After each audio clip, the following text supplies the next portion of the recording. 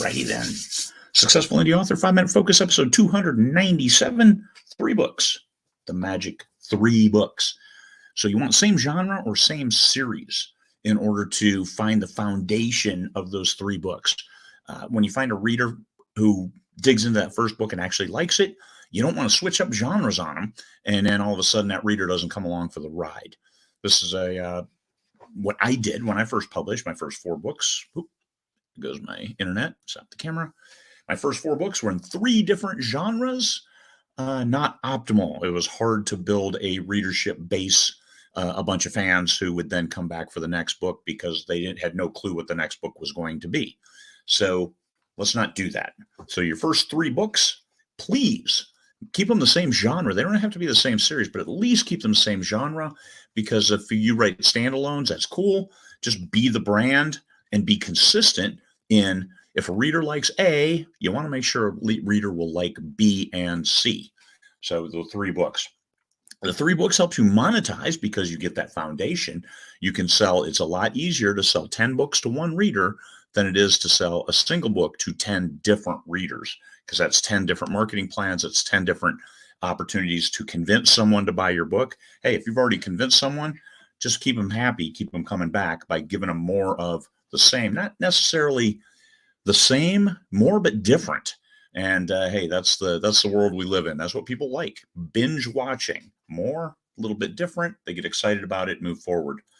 So once you have 3 books, it also gives you the opportunity to monetize the entire series by promoting that first book. In some genres, it doesn't work as well as others.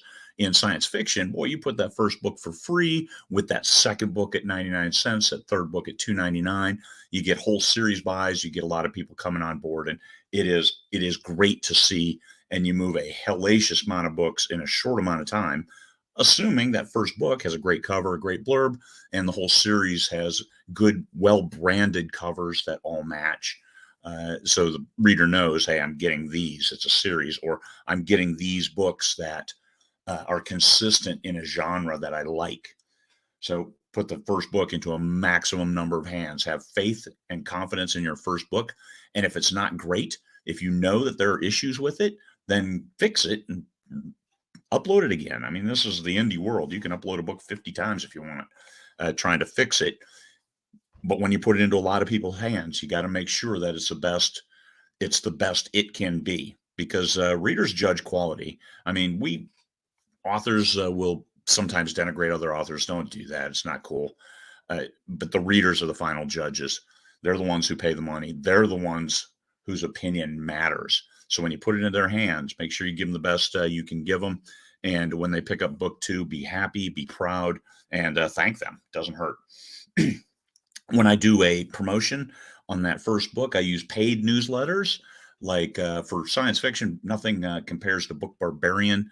Shelf Space is a private promotion, just like Discover Sci-Fi. You kind of have to be invited to those. But once you've established some chops and you do get invited, then holy cow, it adds a lot of additional, very focused, targeted readers to looking at your book.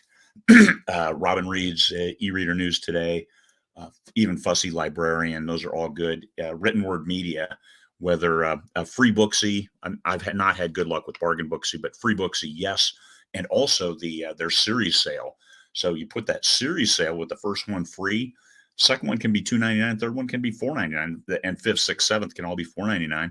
And you're still going to get some good traction on those series sales because they put it right at the top of the free newsletter. So this is the biggest of their newsletter lists. It makes it really cool.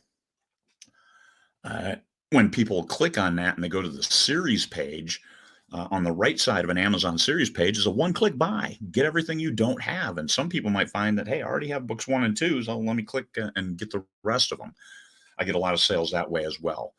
And you can't do it if you don't have a number of books that are related. Series are great because they get you traction, and also it takes the pressure off in world building. If you write a bunch of standalones, well, then you've got that world building to do.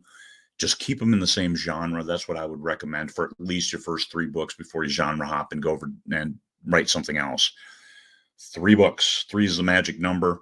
And no, don't wait until you have 3 books written to publish the first one. I used to recommend that, and I'll have to say that that's not optimal, because if you spend all that time writing 3 books and book 1 doesn't sell, no one is going to buy books 2 and 3, and you spent all that time writing books 2 and 3. It helps to have book 1 out there. Even if you only get a few sales, it's important for people to look at it and for you to get input from strangers that, yes, I like this book. That is worth its weight in gold, because then it makes the opportunity for books 2 and 3 having not being wasted time.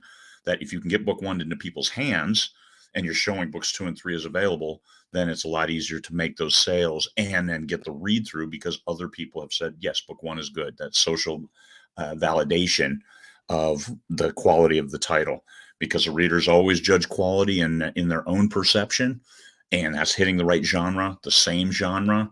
Don't get too far and wide. Keep it right in there and deliver a high quality story, and then make the next one even better. All right, there you go. 3 books to victory. All right, everybody. Peace, fellow humans.